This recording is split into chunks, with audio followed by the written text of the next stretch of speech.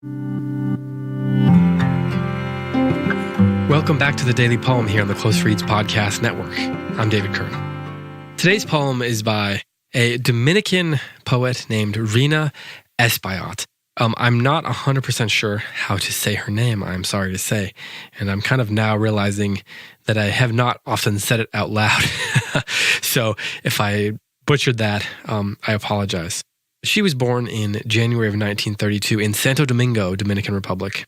She's bilingual. She's a bilingual Dominican-American poet and translator, and she has published 11 collections of poetry. I believe she has one out newly or about to come out that is her 12th.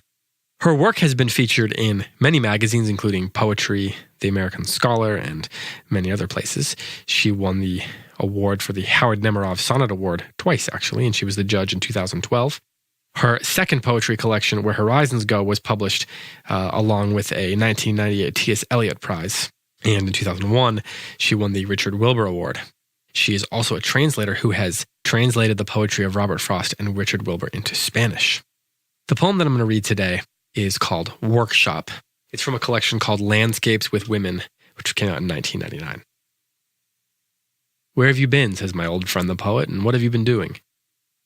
The question weighs and measures me like an unpaid bill, hangs in the air, waiting for some remittance. Well, I've been coring apples, layering them in raisins and brown sugar. I've been finding what's always lost, mending and brushing, pruning houseplants, remembering holidays. The wisdom of others thunders past me like sonic booming. What I know of the world fits easily in the palm of one hand and lies quietly there like a child's cheek. Spoon-fed to me each evening, history puts on my children's faces, because they are the one alphabet all of me reads. I've been setting the table for the dead, rehearsing the absence of the living, seasoning age with names for the unborn. I've been putting a life together, like supper, like a poem, with what I have. One of the things that makes Rhina Espaillat such a wonderful poet is the consistency with which she measures her poems, the consistency within her poems. I love the way the images just refer back to one another throughout, enriching the previous iteration of that image. So early on, we get the idea of coring apples, layering them in raisins and brown sugar. And then we get this image of what she knows of the world lying easily in the palm of a hand, lying there quietly, like a child's cheek. So you could imagine the fruit being layered in the palm of her hand, and that image reflects, those two images reflect one another. And then there's in the next stanza, spoon-fed to me each evening history. I've been setting the table for the dead. Seasoning comes back. I've been putting a life together like supper. This very subtle, seemingly simple image of preparing food comes back again and again and again. It's this sort of simple, on the surface, quotidian image that enriches the poem so much. Well, enriches, no pun intended, because it's consistently there, because it keeps coming back to it. It's the thing that we can grasp onto as the reader to get a sense of what to do with the poem, how to experience it, perhaps even what it means if we care.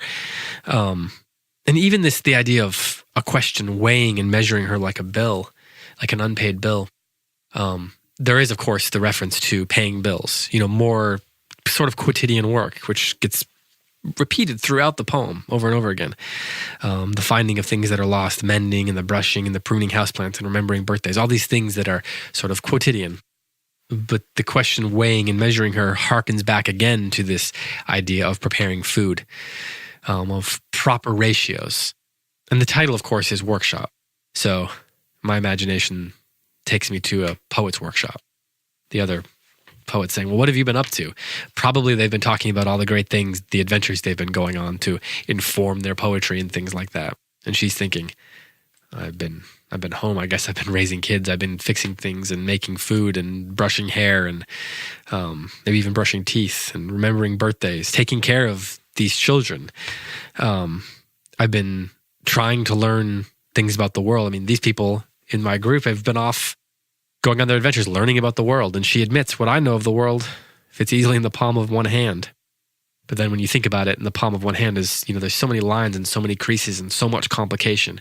The palm of a hand might not be large, but the fact that it's got the creases and that a cheek could fit in it is so rich and meaningful that it's almost more important than filling it with a lot of facts.